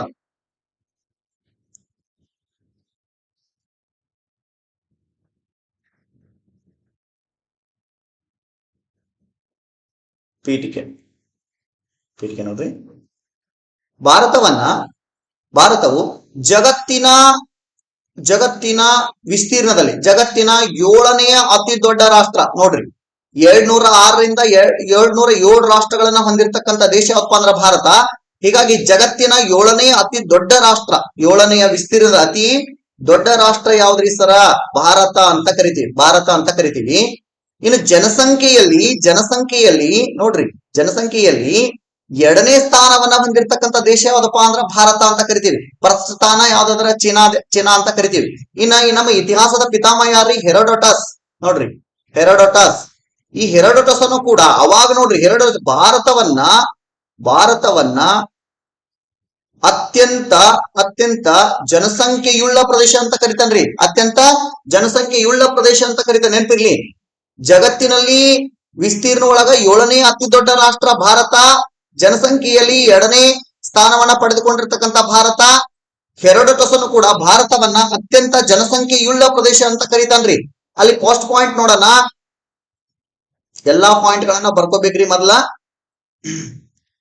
ನಾಗರಿಕತೆ ಮತ್ತು ಸಂಸ್ಕೃತಿಗಳ ನಿರಂತರತೆ ಅಂತದ ಪಾಯಿಂಟ್. ಇಲ್ಲಿ ಡಾಟ್ ಕೊಟ್ರಿ, ಆ ನಂತರ ಇದಕ್ಕೆ ಏನ್ ಮಾಡ್ರಿ, ಅಂಡರ್ಲೈನ್ ಮಾಡಿ ನಂತರ ಆ ನಂತರ ಇಲ್ಲಿ ಏನ್ ಮಾಡ್ಬೇಕ್ರಿ, ಎಕ್ಸ್ಪ್ಲೇನ್ ಅನ್ನ ಮಾಡ್ಬೇಕ್ರಿ. ನೆನಪಿಲ್ರಿ ನಿಮಗ? ನಾಗರಿಕತೆ ನೋಡ್ರಿ, ಭಾರತ ದೇಶದಲ್ಲಿ ಹಲವಾರು ನಾಗರಿಕತೆಗಳು ಜನಿಸಿದಾವ್ರಿ. ನಾಗರಿಕತೆ ಸರ್ ಯಾವ ನಾಗರಿಕತೆ ಜನಿಸಿರ್ಬೋದು? ಸಿಂಧೂ ನಾಗರಿಕತೆ. ಅಂದ್ರೆ ಭಾರತ ದೇಶದ ಮೊಟ್ಟ ಮೊದಲ ನಾಗರಿಕತೆ ಯಾವ್ದ್ರಿ ಸರ? ಸಿಂಧೂ ನಾಗರಿಕತೆ ಅಂತ ಕರಿತೀವಿ. ಅದ್ರ ಜೊತೆಗೆ ನಾವು ವರ್ಲ್ಡ್ ಒಳಗೆ ಈಜಿಪ್ಟ್ ನಾಗರಿಕತೆ ನೋಡ್ತೀವಿ, ಮೆಸೊಪೊಟೇಮಿಯಾ ನಾಗರಿಕತೆ ನೋಡ್ತೀವಿ, ಚೀನಾ ನಾಗರಿಕತೆ ನೋಡ್ತೀವಿ, ಆನಂತರ ಗ್ರೀಕ್ ನಾಗರಿಕತೆ ನೋಡ್ತೀವಿ, ಅಮೆರಿಕ ನಾಗರಿಕತೆ ನೋಡ್ತೀವಿ. ಹಲವಾರು ನಾಗರಿಕತೆಗಳನ್ನ ಏನ್ ಮಾಡ್ತೀವಪ್ಪ ಅಂದ್ರೆ ನಾವು ಅಧ್ಯಯನವನ್ನ ಮಾಡ್ತೀವಿ. ಹಲವಾರು ನಾಗರಿಕತೆಗಳು ಇಲ್ಲಿ ಜನ್ಮವನ್ನ ತಾಳಿದವ. ನಾಗರಿಕತೆಗಳು ಈಗ ಭಾರತದ ನಾಗರಿಕತೆ ಸಿಂಧೂ ನಾಗರಿಕತೆಗೆ ಮತ್ತು ಈಜಿಪ್ಟ್ ನಾಗರಿಕತೆ ಹೋಲಿಕೆ ಮಾಡಿದಾಗ ಸಿಂಧೂ ನಾಗರಿಕತೆ ಸಂಸ್ಕೃತಿನ ಬೇರೆ ಇರ್ತದ, ಈಜಿಪ್ಟ್ ನಾಗರಿಕತೆ ಸಂಸ್ಕೃತಿನ ಬೇರೆ ಇರ್ತದ. ಆದ್ರ ಹಲವಾರು ವರ್ಷಗಳಿಂದ ಈ ನಾಗರಿಕತೆಗಳು ಎಲ್ಲಿ ಜನ್ಮ ತಾಳ್ಯವಪ್ಪ ಅಂದ್ರ ನದಿಗಳ ಪಕ್ಕದಲ್ಲಿ. ಯಾಕೆ ನದಿಗಳ ಪಕ್ಕದಲ್ಲಿನ ಜನ್ಮ ತಾಳ್ಯವಪ್ಪ ಅಂದ್ರ ಅವರಿಗೆ ನಾಗರಿಕತೆಯ ಜನರಿಗೆ ಬೇಕಾದಂತ ಮೂಲಭೂತ ಸೌಕರ್ಯಗಳು ಎಲ್ಲಿ ಸಿಗ್ತಾ ಇದ್ದಪ್ಪ ಅಂದ್ರ ನದಿಗಳ ಪಕ್ಕದಲ್ಲಿನೇ ಸಿಗ್ತಾ ಇದ್ರಿ. ಕಟ್ಟಿಗೆ ಆಗಿರ್ಬಹುದು, ನೀರ್ ಆಗಿರ್ಬಹುದು, ಹುಲ್ಲಾಗಿರ್ಬಹುದು, ಅಥವಾ ಇರ್ಲಿಕ್ಕೆ ಅಲ್ಲಿ ವಾಸ ಮಾಡ್ಲಿಕ್ಕೆ ಇರುವಂತ ಸ್ಥಳ ಆಗಿರಬಹುದು, ಫಲವತ್ತಾದ ಭೂಮಿ ಆಗಿರಬಹುದು, ಎಲ್ಲಿ ಸಿಗ್ತಾ ಇದ್ರಿ ಸರ್ ಇವರು ನದಿಗಳ ಪಕ್ಕದಲ್ಲಿ. ಹೀಗಾಗಿ ಪ್ರಾಚೀನ ಕಾಲದ ಮಾನವ ಎಲ್ಲಿ ವಾಸ ಮಾಡ್ತಾ ಇದ್ದಪ್ಪ ಅಂದ್ರ ನದಿಗಳ ಪಕ್ಕದಲ್ಲಿ ಏನ್ ಮಾಡ್ತಾ ಇದ್ದಪ್ಪ ಅಂದ್ರ ವಾಸವನ್ನ ಮಾಡ್ತಾ ಇದ್ದ. ನದಿಗಳ ಪಕ್ಕದಲ್ಲಿ ಏನ್ ಮಾಡ್ತಾ ಇದ್ದ? ನದಿಗಳ ಪಕ್ಕದಲ್ಲಿ ಏನ್ ಮಾಡ್ತಾ ಇದ್ದ? ವಾಸವನ್ನ ಮಾಡ್ತಾ ಇದ್ದ. ನದಿಗಳ ಪಕ್ಕದಲ್ಲಿ ಏನ್ ಮಾಡ್ತಾ ಇದ್ದಪ್ಪ ಅಂದ್ರ ವಾಸವನ್ನ ಮಾಡ್ತಾ ಇದ್ದ. ಪ್ರಾಚೀನ ಕಾಲದಿಂದ ಇಂದಿನವರೆಗೆ ಕೂಡ ಅನೇಕ ಸಂಸ್ಕೃತಿಗಳ ನಿರಂತರತೆಯನ್ನ ಕಾಪಾಡಿಕೊಂಡು ಬಂದದ. ನಿರಂತರತೆ ಅಂದ್ರ ಸರ್ ನಿರಂತರತೆ ಅಂದ್ರೆ ಏನ? ನಾಗರಿಕತೆ ಅದ್ರ ಜೊತೆಗೆ ಎಷ್ಟು ಸಾವಿರ ವರ್ಷಗಳ ಕಾಲ ಇತಿಹಾಸ ಐತಿ ಚೀನಾ ದೇಶದ. ಹಾಗೆ ಇದಕ್ಕ 4000 ವರ್ಷಗಳ ಕಾಲ ಇತಿಹಾಸ ಐತ್ರಿ ಚೀನಾ ದೇಶದಾಗೆ. ಅಲ್ಲಿಂದ ಇಲ್ಲಿವರೆಗೂ ಕೂಡ ನಾವು ಸಾಮಾನ್ಯ ಶಕೆ ಗೊತ್ತಿರ್ಬೋದ್ರಿ, ಸಾಮಾನ್ಯ ಶಕೆ ಪೂರ್ವ ಗೊತ್ತಿರ್ಬೋದ್ರಿ, ಆದ್ರೆ ಹಿಂದಿನ ಒಂದ್ ಸ್ವಲ್ಪ ಗೊತ್ತಿರ್ಬೋದ್ರಿ. ಆದ್ರ ಈ ನಿರಂತರತೆ ಐತಲ್ಲಕ್ರಿ, ನಿರಂತರತೆ ಇಲ್ಲಿ ಸರ ಈ ನಾಗರಿಕತೆಗಳು ಹುಟ್ಟಿದವ ಮತ್ತೇನಾಗಿದಾವ? ನಾಶ ಆಗಿದಾವ, ಅದ್ ಮಾತ್ ಬೇರೆ. ಆದ್ರೆ ಸಂಸ್ಕೃತಿಗಳು ಏನಾಗಿಲ್ರಿ ಸರ? ನಾಶ ಆಗಿಲ್ಲ. ಸಂಸ್ಕೃತಿಗಳು ಈ ನಾಗರಿಕತೆಯಲ್ಲಿ ಇರ್ತಕ್ಕಂಥ ಜನ ಏನಾಗೈತಿ ಹಂಗ ಮುಂದುವರ್ಕೋತ ಬಂದೈತ್ರಿ, ಮುಂದುವರ್ಕೋತ ಬಂದೈತಿ. ಆ ಸಂಸ್ಕೃತಿಯನ್ನ ಇಂದಿನ ಪೀಳಿಗೆಗೂ ಕೂಡ ಏನ್ ಮಾಡಾಗೈತ್ರಿ? ಬಿಟ್ಟು ಹೋಗೈತ್ರಿ. ಅದನ್ನ ಹಿಂದಿನಿಂದ ಪದ್ಧತಿಗಳನ್ನ ರೂಢಿಗಳನ್ನ ನಾವ್ ಏನ್ ಮಾಡಾಕತ್ತೀವಿ? ಅದನ್ನ ನಿರಂತರತೆಯನ್ನ ಕಾಪಾಡ್ಕೋತ ಬಂದಿವಿಲ್ರಿ. ನಿರಂತರತೆ ಅದ, ಅಲ್ಲಿ ಎಂದೂ ಕೂಡ ಸ್ಥಗಿತ ಆಗಿಲ್ರಿ. ಅದು ಸ್ಥಗಿತ ಯಾವಾಗ ಆಗ್ತದ? ಮಾನವ ಭೂಮಿ ಮೇಲೆ ಸಂಪೂರ್ಣವಾಗಿ ನಾಶ ಆದಾಗ ಇಲ್ಲಿ ಏನ್ ಬರ್ತದ್ರಿ ಸರ್? ನಿರಂತರತೆ ಅದಲ್ಲ, ಅಲ್ಲಿ ಸ್ಥಗಿತ ಅಂತ ಬರ್ತದ. ಬಟ್ ಪೀಳಿಗೆಯಿಂದ ಪೀಳಿಗೆ ಏನಾಗೈತ್ರಿ? ಅದು ಮುಂದುವರ್ಕೊಂತ ಬರಾಕತ್ತದ್ರಿ. ಹೀಗಾಗಿ ಅಲ್ಲಿ ನಿರಂತರತೆ ಅಂತ ಕೊಟ್ಟಿದೀವ್ರಿ. 4000 ವರ್ಷಗಳ ಇತಿಹಾಸವನ್ನ ಹೊಂದಿರತಕ್ಕಂಥ ದೇಶ ಯಾವ್ದಪ್ಪ ಅಂದ್ರ ಭಾರತ ಅಂತ ಕರಿತೀವಿ. ಅಲ್ಲಿಂದ ಇಲ್ಲಿವರೆಗೆ ಕೂಡ ಅನೇಕ ನಾಗರಿಕತೆಗಳು ಮತ್ತು ಅದರ ಸಂಸ್ಕೃತಿಗಳು ಏನ್ ತಾಳ್ಯಾವ್ರಿ ಸರ? ಜನ್ಮವನ್ನ ತಳಿದಾವ. ನೆನಪಿಲ್ರಿ. ನೆಕ್ಸ್ಟ್ ಅಲ್ಲಿ 2ನೇ ಪಾಯಿಂಟ್ ಅನ್ನ ನೋಡೋಣ್ರಿ. ನಾಗರಿಕತೆ ಮತ್ತು ಸಂಸ್ಕೃತಿ ನಿರಂತರತೆ ಆಗಿದೆ. 2ನೇ ಪಾಯಿಂಟ್ ನೋಡ್ರಿ. 2ನೇ ಪಾಯಿಂಟ್ ಸ್ತರಬದ್ಧ ವಿಕಾಸ ಅಂತ ಕರಿತೀವಿ. ಸ್ತರಬದ್ಧ ವಿಕಾಸ. ಸರ್ ಸ್ತರಬದ್ಧ ವಿಕಾಸ ಅಂದ್ರೆ ಒಂದ್ ಪಾಯಿಂಟ್ ಬರೆದು ಕೂಡ್ಲೆ ರೀ 4-5 ಲೈನ್ ಎಕ್ಸ್ಪ್ಲೇನ್ ಆದ ಕೂಡ್ಲೆ ಅಲ್ಲಿ ಏನ್ ಬರಿಬೇಕ್ರಿ ಸರ? 4-5 ಲೈನ್ ಎಕ್ಸ್ಪ್ಲೇನ್ ಆದ ಕೂಡ್ಲೆ 2ನೇ ಪಾಯಿಂಟ್ ಒಂದ್ ಸಾಲ್ ಬಿಟ್ಟು ಬರಿಬೇಕ್ರಿ. ನೆನಪಿರ್ಲಿ, ಎಕ್ಸಾಮ್ ಆದಾಗದು. ಸ್ತರಬದ್ಧ ವಿಕಾಸ. ಈ ಬದ್ಧ ಸ್ತರ ಅಂದ್ರೆ ಏನ್ರಿ ಸರ್? ಬದ್ಧ ಅಂದ್ರೆ ವಿಕಾಸ ಅಂದ್ರೆ ಏನ? ವಿಕಾಸ ಅಂದ್ರ ಅಭಿವೃದ್ಧಿ ಅಂತ ಕರಿತೀವಿ. ಅಭಿವೃದ್ಧಿ ಅಥವಾ ಬದಲಾವಣೆ ಅಥವಾ ಡೆವಲಪ್ಮೆಂಟ್ ಅಂತ ಕರಿತೀವಿ ವಿಕಾಸ ಅಂದ್ರ. ಪ್ರಾಚೀನ ಕಾಲದ ಮಾನವ ಒಂದು ಹಂತದಿಂದ ಇನ್ನೊಂದು ಹಂತಕ್ಕೆ ಹೋಗ್ಬೇಕಾದ್ರ ಅವನಿಗೆ ಅವಶ್ಯಕತೆ ಇದ್ದಾಗ ಈ ಕ್ಲಾಸ್ ಅನ್ನ ಕೇಳ್ಬೇಕಾದ್ರ ನಿಮಗ ಈಗ ನೋಡ್ತಾ ಇದ್ರಿ, ನೀವು ಈ ಕ್ಲಾಸ್ ಅನ್ನ ನೋಡ್ತಾ ಇದ್ರಿ, ಅವಾಗ ನಿಮಗ ಅವಶ್ಯಕತೆ ಐತಂದಾಗ ಏನಾದ್ರೂ ಈ ಕ್ಲಾಸ್ ಅನ್ನ ನೋಡ್ತಾ ಇರ್ಬೋದು ನೀವು. ಹೀಗಾಗಿ ಅವಶ್ಯಕತೆ ಇಲ್ಲದೇನ ಕ್ಲಾಸ್ ಅನ್ನ ನೋಡ್ತಾ ಇಲ್ಲ ಅಂತ ಅನ್ಕೊಂಡಿದ್ದನ್ನ. ಹೀಗಾಗಿ ಮಾನವ ಒಮ್ಮೆಲೆ ಅಭಿವೃದ್ಧಿ ಹೊಂದಲು ಏನಾಗಿಲ್ಲ? ಸಾಧ್ಯ ಆಗಿಲ್ಲ. ಹೀಗಾಗಿ ಹೆಂಗ್ ಹೊಂದಿದಾನ ಮಾನವ ಅಭಿವೃದ್ಧಿಯನ್ನ? ಹಂತವಾಗಿ ಅವನಿಗೆ ಅವಶ್ಯಕತೆ ಬಿದ್ದಾಗ ಅವ ಏನ್ ಹೊಂದಿದನ್ರಿ? ಅಭಿವೃದ್ಧಿಯಿಂದ ಹೊಂದಿದ. ಉದಾಹರಣೆಗೆ ಸಿಂಧೂ ನಾಗರಿಕತೆಯಿಂದ ವೈದಿಕ ನಾಗರಿಕತೆಯವರೆಗೆ. ಯಾವ ನಾಗರಿಕತೆ? ಸಿಂಧೂ ನಾಗರಿಕತೆಯಿಂದ ವೈದಿಕ ನಾಗರಿಕತೆವರೆಗೆ, ಇಸ್ಲಾಂ ಧರ್ಮದಿಂದ ಕ್ರೈಸ್ತ ಧರ್ಮದವರೆಗೆ ಒಂದೊಂದೊಂದು ಇವೇನದಾವಲ್ಲ ಒಂದೊಂದೊಂದು ಘಟನೆಗಳಿಗೆ ನೇರ ಆಧಾರಗಳದಾವ್ರಿ. ಕ್ರೈಸ್ತ ಧರ್ಮದ ಒಮ್ಮೆ ಹೊಂದಲು ಏನಾಗಿಲ್ಲ, ಅಭಿವೃದ್ಧಿ ಹೊಂದಲು ಏನಾಗಿಲ್ಲ, ಸಾಧ್ಯ ಆಗಿಲ್ಲ. ಹೀಗಾಗಿ ದೇಶದ ಮೊಟ್ಟ ಮೊದಲ ಪ್ರಧಾನಮಂತ್ರಿ ಯಾರೋನು ಜವಾಹರ್ಲಾಲ್ ನೆಹರು ಅಂತ ಕರಿತೇವಲ್ಲಕ್ರಿ. ಜವಾಹರ್ಲಾಲ್ ನೆಹರು ಒಂದೇ ಒಂದು ಹೇಳಿಕೆಯನ್ನ ಕೊಡ್ತಾರಿ. ನಾಗರಿಕತೆಯಿಂದ ನಾಗರಿಕತೆಯೆಡೆಗೆ ಸಾಗಿದ ಮಾನವನ ಕತೆಗೆ ಏನಂತ ಕರಿತೇವ್ರಿ ನಾವು? ಇತಿಹಾಸ ಅಂತ ಕರಿತೀವಿ. ಹಾಗಾದ್ರೆ ಮಾನವ ಅನಾಗರಿಕ ಯಾವಾಗಿದ್ರಿ ಸರ? ಪ್ರಾಚೀನ ಕಾಲದಾಗ ಅವಂಗ ಏನ್ ಸಿಗ್ತಾ ಇರಲಿಲ್ಲ? ಅನ್ನ ಸಿಗ್ತಾ ಇರ್ಲಿಲ್ಲ, ಹಸಿ ಮಾಂಸವನ್ನ ತಿಂತಾ ಇದ್ದ, ಕಾಡಿನಲ್ಲಿ ವಾಸ ಮಾಡ್ತಾ ಇದ್ದ, ಬಟ್ಟೆಗಳನ್ನ ಹಾಕೋತಾ ಇರ್ಲಿಲ್ಲ, ಬೆತ್ತಲೆ ಆಗಿರ್ತಾ ಇದ್ದ. ಗಿಡದ ಎಲೆಗಳನ್ನ ಏನ್ ಮಾಡ್ಕೊಳ್ತಾ ಇದ್ದ, ಮಾನ ಮರ್ಯಾದೆ ಮುಚ್ಕೊಳಕ್ಕೆ ಸುತ್ತಕೊಳ್ತಾ ಇದ್ದ, ಅಸಹ್ಯ ಪಟ್ಕೊಳಕ್ಕೆ ಪ್ರಾರಂಭ ಮಾಡಿದ ನೋಡ್ರಿ ಮಾನವ. ಆ ನಂತರ ಏನ್ ಮಾಡಿದಪ್ಪ ಅಂದ್ರ ಅವನು ಒಂದು ಹಂತದಿಂದ ಇನ್ನೊಂದು ಹಂತಕ್ಕೆ ಏನ್ ಮಾಡಿದ, ಬದಲಾವಣೆಯನ್ನ ಹೊಂದಿದ್ರಿ. ಆ ನಂತರ ಈಗ ನಾವ್ ಏನಂತ ಕರಿತೀವಿ, ಅನಾಗರಿಕತೆಯಿಂದ ಮಾನವ ಯಾವಾಗ ಅನಾಗರಿಕ ಐತಿರಿ, ಪ್ರಾಚೀನ ಕಾಲದಾಗ ಮಾನವ ಏನಿದ್ದ ಅನಾಗರಿಕತೆ ಇದ್ದ.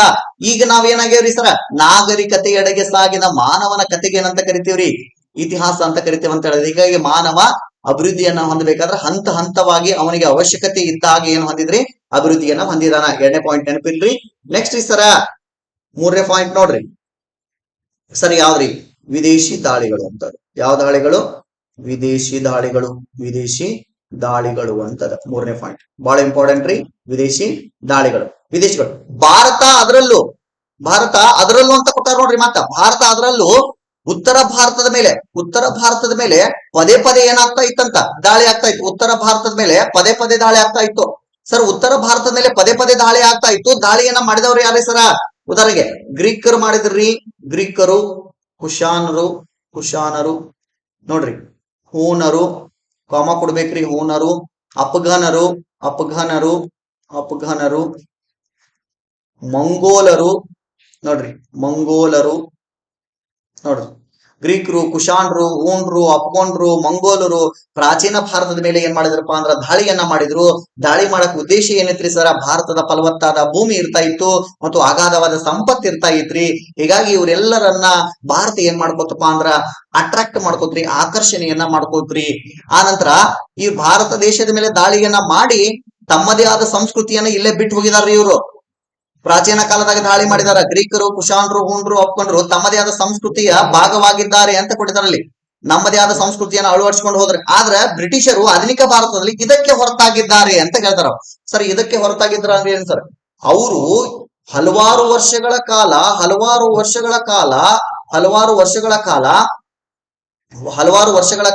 ಭಾರತ ದೇಶವನ್ನ ಆಳಿದ್ರು ಕೂಡ, ಭಾರತ ದೇಶವನ್ನ 200 ವರ್ಷಗಳ ಕಾಲ ಆಳಿದ್ರು ಅಂತ ಗೊತ್ತದ.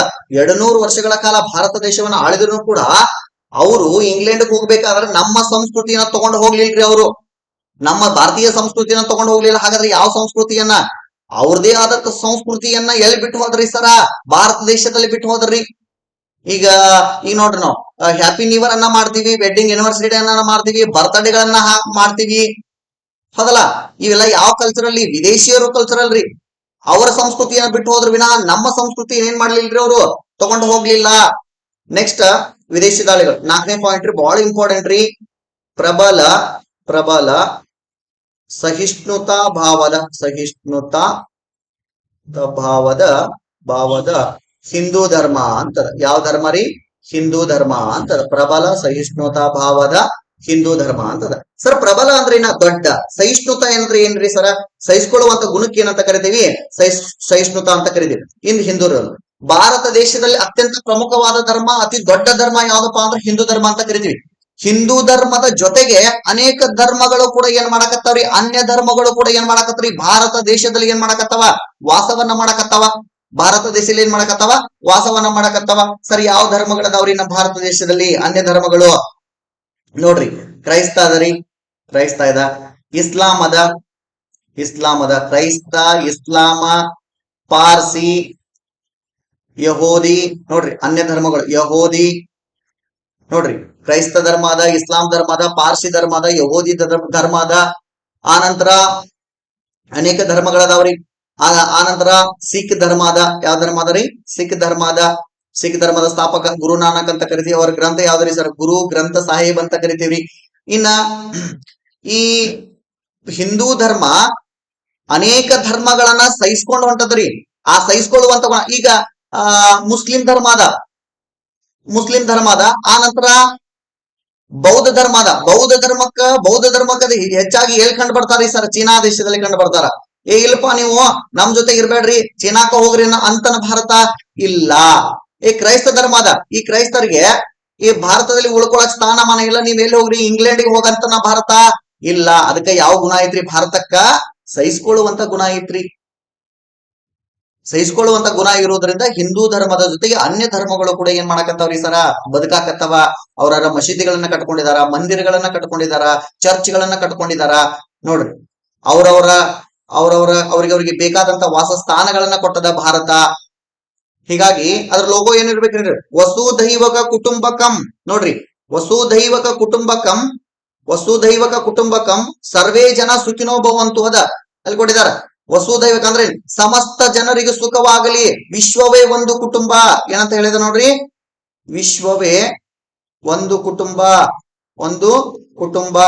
ಸರ್ವೇ ಜನ ಸರ್ವೇ ಸಮಸ್ತ ಜನರಿಗೆ ಏನಾಗ್ಲಿ, ಸುಖವಾಗ್ಲಿ. ಭಾರತ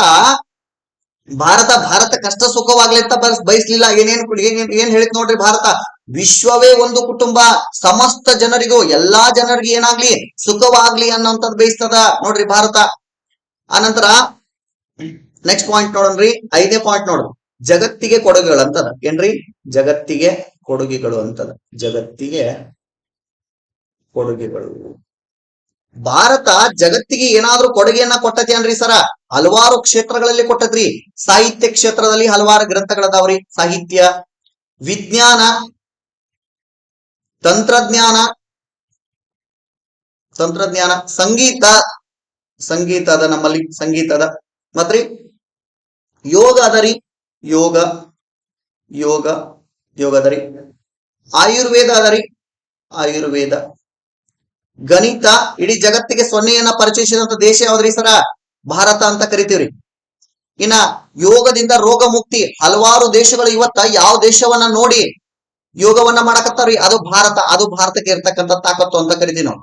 ಇನ್ನ ಸಾಹಿತ್ಯ ಅದ, ವಿಜ್ಞಾನ ಅದ, ತಂತ್ರಜ್ಞಾನ ಅದ, ಸಂಗೀತ ಅದ, ಯೋಗ ಅದ, ಆಯುರ್ವೇದ ಅದ, ಗಣಿತ ಅದ, ವೈದ್ಯಕೀಯ ಅದ. ನೋಡ್ರಿ ಏನ್ರಿ, ವೈದ್ಯಕೀಯ ಅದ ನಮ್ಮಲ್ಲಿ. ನೋಡ್ರಿ, ಇದು ಜಗತ್ತಿಗೆ ಭಾರತ ಕೊಟ್ಟ ಕೊಡುಗೆ ಅಂತ ಕರಿತೀವ್ರಿ. ಆನಂತರ ಅರಮನೆಗಳದಾವ, ಕೋಟೆಗಳದಾವ.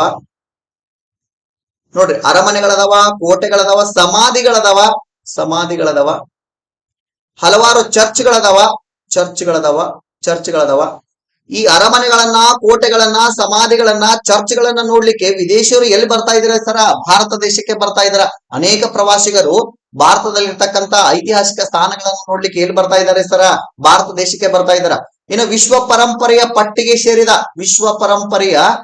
ಪಟ್ಟಿಗೆ ಎಷ್ಟು ಸ್ಥಳಗಳನ್ನ ಸೇರಿಸಿದ್ರಿ ಸರ್ ಭಾರತ? 30ಕ್ಕೂ ಹೆಚ್ಚಿನ ಐತಿಹಾಸಿಕ ಸ್ಥಾನಗಳನ್ನ ಏನ್ ಮಾಡಿದಪ್ಪ ಅಂದ್ರೆ ವಿಶ್ವ ಪರಂಪರೆಯ ಪಟ್ಟಿಗೆ ಏನ್ ಮಾಡೈತಿ, ಸೇರ್ಸದ.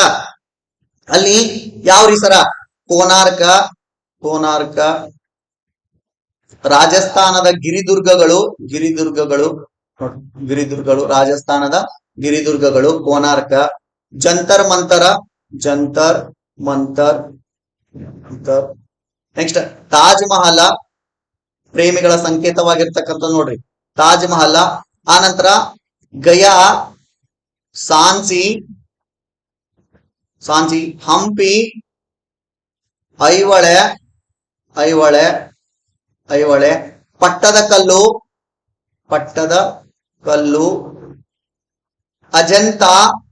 ಅಜಂತ, ಎಲ್ಲೋರ ಮುಂತಾದ ಐತಿಹಾಸಿಕ ಸ್ಥಾನಗಳನ್ನ 30ಕ್ಕೂ ಹೆಚ್ಚಿನ ಐತಿಹಾಸಿಕ ಸ್ಥಾನಗಳನ್ನ ಭಾರತ ಏನ್ ಮಾಡಿದಪ್ಪ ಅಂದ್ರ ವಿಶ್ವ ಪರಂಪರೆಯ ಪಟ್ಟಿಗೆ ಏನ್ ಸೇರಿಸಿ. ಇನ್ನ ನಮ್ಮಲ್ಲಿ ಏನದರಿ ಸರ? ಪ್ಯಾರಾಮಡಿ ಬರ್ಬೇಕ್ರಿ, ನೆನಪಿರ್ಲಿ. ಯೋಗ, ಆಯುರ್ವೇದಗಳು. ಈ ಯೋಗ ಮತ್ತು ಆಯುರ್ವೇದ ಅದಲ್ಲ, ವಿಶ್ವದ ಮಾನವರ ದೈಹಿಕ ಮತ್ತು ಆರೋಗ್ಯದ ರಕ್ಷಣೆಗೆ ಸಹಾಯವನ್ನ ಮಾಡಿ. ನೋಡಿ, ವಿಶ್ವದ ಮಾನವರ ಯೋಗದಿಂದ ರೋಗ ಮುಕ್ತಿ, ಇನ್ನು ಆಯುರ್ವೇದದಿಂದ ವಿಶ್ವದ ಮಾನವರ ದೈಹಿಕ ಮತ್ತು ಮಾನಸಿಕ ಆರೋಗ್ಯವನ್ನ ಕಾಪಾಡಿಕೊಂಡು ಬಂತದ. ನೆಕ್ಸ್ಟ್ ಪತಂಜಲಿ ಅವರ ಕೊಡುಗೆಗಳದಾವ್ರಿ ನಮ್ಮಲ್ಲಿ. ಪತಂಜಲಿ ಅವರ ಕೊಡುಗೆಗಳದಾವ್ರಿ. ಕೆಮಿಕಲ್ ಮುಕ್ತವಾಗಿರ್ತಕ್ಕಂಥ ಕೊಡುಗೆಗಳನ್ನ ಕೊಡ್ತಾ ಇದಾರ್ರಿ, ನೆನಪಿರ್ಲಿ. ಆನಂತರ ಇಡೀ ಜಗತ್ತಿಗೆ ನೋಡ್ರಿ ನಮ್ಮಲ್ಲಿ ಕರ್ನಾಟಕ ಸಂಗೀತ ಅದ. ಹಿಂದೂಸ್ತಾನಿ ಸಂಗೀತ ಕೇಳಿದಿರ್ಲಕ್ರಿ, ಗಂಗೂಬಾಯಿ ಹಾನಗಲ್ ಹಾಡಿದ್ ನೋಡ್ರಿ ಹಿಂದೂಸ್ತಾನಿ ಸಂಗೀತ. ಅಂತ ಹಾಡ್ತಾ ಇದ್ರು ನೋಡ್ರಿ, ಹಿಂದೂಸ್ತಾನಿ ಸಂಗೀತ ಅದ. ಆನಂತರ ಕಥಕ್ ರಾಜಸ್ಥಾನದ್ರಿ. ಕುಚಿಪುಡಿ ಅದ, ತಮಿಳುನಾಡಿನ ನೃತ್ಯ ಕುಚಿಪುಡಿ ಅದ. ನೆಕ್ಸ್ಟ್ ರೀ ಮೋಹಿನಿ ಅಟ್ಟಂ ಅನ್ನುವಂತ ನೃತ್ಯಗಳು ಕೂಡ ನಮ್ಮಲ್ಲಿದಾವ್ರಿ, ನೆನಪಿಲ್ರಿ. ಕರ್ನಾಟಕ ಸಂಗೀತ ಅದ, ಹಿಂದೂಸ್ತಾನ ಸಂಗೀತ ಅದ, ಕಥಕ್ ಅದ, ಕುಚಿಪುಡಿ ಅದ, ಮೋಹಿನಿ ಅಟ್ಟಂ ಅನ್ನುವಂತ ನೃತ್ಯಗಳು ಕೂಡ ನಮ್ಮಲ್ಲಿ ಸಿಗ್ತಾವ್ರಿ. ಆನಂತರ ಇಡೀ ಜಗತ್ತಿಗೆ ಸೊನ್ನೆಯನ್ನ ಪರಿಚಯಿಸಿದಂತ ದೇಶ ಯಾವ್ದ್ರಿ ಸರ? ಸೊನ್ನೆಯನ್ನ ಪರಿಚಯಿಸಿದ ದೇಶ ಯಾವ್ದ್ರಿ ಸರ? ಭಾರತ. ಗಣಿತ ಲೋಕಕ್ಕೆ 1 2 3 4 5 6 9 ತಗೊಂಡು ಏನ್ ಮಾಡುದ್ರಿ? ಆದ್ರೆ ಸೊನ್ನೆನ ಇಲ್ಲ ಆದ್ರೆ ಇವತ್ತಿನ ಗಣಿತಿನ ಪರಿಸ್ಥಿತಿ ಏನಾಗ್ತಾ ಇತ್ರಿ? ಹೀಗಾಗಿ ಸೊನ್ನೆಯನ್ನ ಪರಿಚಯಿಸಿದಂತ ದೇಶ ಯಾವ್ದಪ್ಪ ಅಂದ್ರ ಅದು ಭಾರತ ಅಂತ ನಾವು ಹೆಮ್ಮೆಯಿಂದ ಹೇಳ್ಕೋಬಹುದ್ರಿ. ಹೀಗಾಗಿ ಈ ಗಣಿತ ಲೋಕಕ್ಕೆ ಏನ್ ಮಾಡಿದಪ್ಪ ಅಂದ್ರ ಸೊನ್ನೆಯನ್ನ ಪರಿಚಯಿಸಿ ಕೊಟ್ಟಂತ ದೇಶ ಭಾರತ. ಇನ್ನು ವಿದೇಶಿಯರು ಮತ್ತೆ ಜಗತ್ತಿಗೆ ಕೊಡ್ತಕ್ಕಂತ ಭಾರತ ಜಗತ್ತಿಗೆ ಕೊಡ್ತಕ್ಕಂತ ಕೊಡುಗೆ ಏನ್ರಿ ಸರ್? ನಮ್ಮಲ್ಲಿ ಹಲವಾರು ವಿಶ್ವವಿದ್ಯಾಲಯಗಳು ಇರ್ತಾ ಇದ್ರಿ. ನಳಂದ ಆಗಿರ್ಬಹುದ್ರಿ, ತಕ್ಷಶಿಲಾ ಆಗಿರ್ಬಹುದ್ರಿ, ನಳಂದ, ತಕ್ಷಶಿಲಾ, ಉಜ್ಜಯಿನಿ, ಪ್ರಯಾಗ, ನಳಂದ, ತಕ್ಷಶಿಲಾ, ಉಜ್ಜಯಿನಿ, ಪ್ರಯಾಗ, ನೋಡ್ರಿ, ಕಾಶಿ, ಕಂಚಿ ಪ್ರಾಚೀನ ಕಾಲದ ವಿಶ್ವವಿದ್ಯಾಲಯಗಳಿದ್ರಿ. ಈ ಪ್ರಾಚೀನ ಕಾಲದ ಏನು ವಿಶ್ವವಿದ್ಯಾಲಯಗಳು ಇರ್ತಾ ಇದ್ರಲ್ರಿ, ಇಲ್ಲಿ ವಿದ್ಯಾರ್ಜನೆಯನ್ನ ಪಡ್ಕೊಳ್ಳಿಕ್ಕೆ ವಿದೇಶಿಯರು ಎಲ್ಲಿ ಬರ್ತಾ ಇದ್ರಿ ಸರ್? ಭಾರತಕ್ಕೆ ಬರ್ತಾ ಇದ್ರು. ಇದು ಭಾರತದ ತಾಕತ್ತು ನೋಡ್ರಿ. ವಿದ್ಯಾರ್ಜನೆಯನ್ನ ಪಡ್ಕೊಳ್ಳಿಕ್ಕೆ ಎಲ್ಲಿ ಬರ್ತಾ ಇದ್ರಿ? ಭಾರತಕ್ಕೆ ಬರ್ತಾ ಇದ್ರು. ನೆಕ್ಸ್ಟ್ ನೋಡನ್ರಿ, ಜಗತ್ತಿಗೆ ಕೊಡುಗಳು. ನೆಕ್ಸ್ಟ್ ಪಾಯಿಂಟ್ ನೋಡನ್ರಿ, 6ನೇ ಪಾಯಿಂಟ್ ಅನ್ನೋರಿ, 6ನೇ ಪಾಯಿಂಟ್ ರೀ, ವಿದೇಶಿಯರ ಆಕರ್ಷಣೆಯ ಕೇಂದ್ರವಾಗಿ ಭಾರತ. ಲಾಸ್ಟ್ ಪಾಯಿಂಟ್ ಅಂದ್ರೆ ವಿದೇಶಿಯರ ಆಕರ್ಷಣೆಯ ಕೇಂದ್ರವಾಗಿ ಭಾರತ ಅಂತ. ಭಾರತ ಫಲವತ್ತಾದ ಭೂಮಿ, ಅಗಾಧವಾದ ಸಂಪತ್ತು ಇರುವುದರಿಂದ, ಅಗಾಧವಾದ ಸಂಪತ್ತು ಇರುವುದರಿಂದ ಅನೇಕ ವಿದೇಶಿ ಆಕ್ರಮಣಕಾರರು ಏನ್ ಮಾಡಿದ್ರಪ್ಪ ಅಂದ್ರ ಭಾರತ ದೇಶದ ಮೇಲೆ ದಾಳಿಯನ್ನ ಮಾಡಿದ್ರು. ಯಾರಂತ ಆಲ್ರೆಡಿ ಹೇಳೋಣ, ಗ್ರೀಕರಾಗಿರ್ಬಹುದು, ಕುಶಾನ್ರಾಗಿರ್ಬಹುದು, ಹೂಣ್ರಾಗಿರ್ಬಹುದು, ಅಫ್ಘಾನರಾಗಿರ್ಬಹುದು, ಮಂಗೋಲ್ರಾಗಿರ್ಬಹುದು, ಏನ್ ಮಾಡಿದ್ರಪ್ಪ ಅಂದ್ರ ಭಾರತ ದೇಶದ ಮೇಲೆ ಏನ್ ಮಾಡಿದ್ರು? ದಾಳಿಯನ್ನ ಮಾಡಿದ್ರು. ಅದ್ರ ಜೊತೆಗೆ ಆಕರ್ಷಣೆ ಅನ್ನುವಂತ ಶಬ್ದ ಐತ್ ನೋಡ್ರಿ. ಇಲ್ಲಿ ಆಕರ್ಷಣೆಯಾಗಿರ್ತಕ್ಕಂತಹ ವಸ್ತುಗಳು ನಮ್ಮಲ್ಲಿ ಮತ್ತೇನದಾವ್ರಿ ಸರ? ಹಿಮಾಲಯ ಪರ್ವತದ ಕಾಶ್ಮೀರದ ಕಣಿವೆಗಳದಾವ್ರಿ, ಕಾಶ್ಮೀರದ ಕಣಿವೆಗಳದಾವ್ರಿ, ಕೇರಳದ ರಾಷ್ಟ್ರೀಯ ಉದ್ಯಾನವನಗಳದಾವ್ರಿ.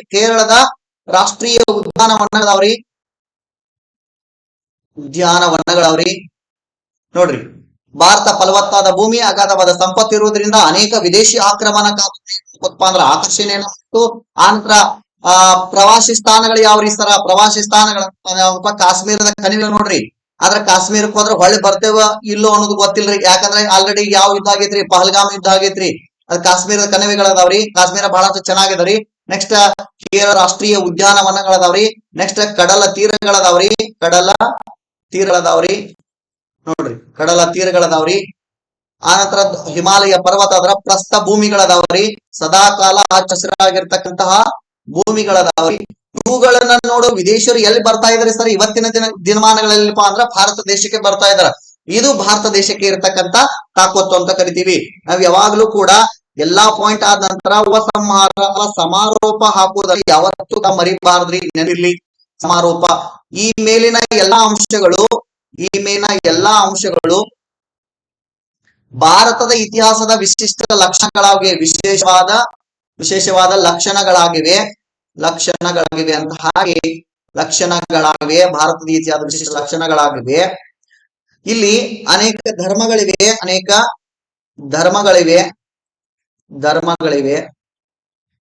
ನೀರಾವರಿ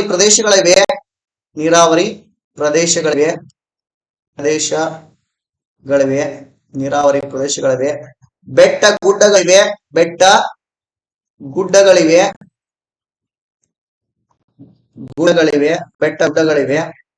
ಆನಂತರ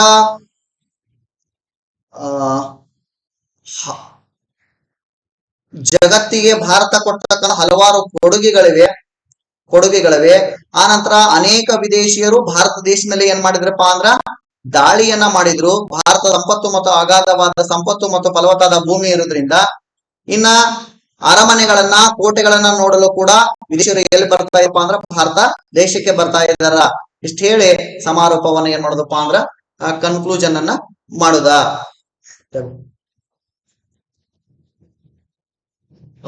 ಇವತ್ತಿನ ಕ್ಲಾಸ್ ಒಳಗ ಇತಿಹಾಸ PUC ಸಿಲೆಬಸ್ಗೆ ಸಂಬಂಧಪಟ್ಟಂತಹ ಈ 2 ಕ್ವಶನ್ ಅನ್ನ ಏನ್ ಮಾಡ್ತೀವಪ್ಪ ಅಂದ್ರ ಡಿಸ್ಕಸ್ ಅನ್ನ ಮಾಡಿದೀವಿ. ನೋಡ್ರಿ, ನಮ್ ಚಾನಲ್ಗೆ ಏನ್ ಮಾಡ್ರಿ, ಸಬ್ಸ್ಕ್ರೈಬ್ ಮಾಡ್ರಿ ಅಂತ ಹೇಳ್ತಾ, ಮತ್ತೆ ನೆಕ್ಸ್ಟ್ ಕ್ಲಾಸ್ ಒಳಗ ಮುಂದಿನ ವಿಷಯಕ್ಕೆ ಸಂಬಂಧಪಟ್ಟಂತಹ ಕ್ವಶನ್ ಅನ್ನ ಏನ್ ಮಾಡೋಣ, ಡಿಸ್ಕಸ್ ಮಾಡ್ತಾನಂತ ಹೇಳಿ, thank you, one and all.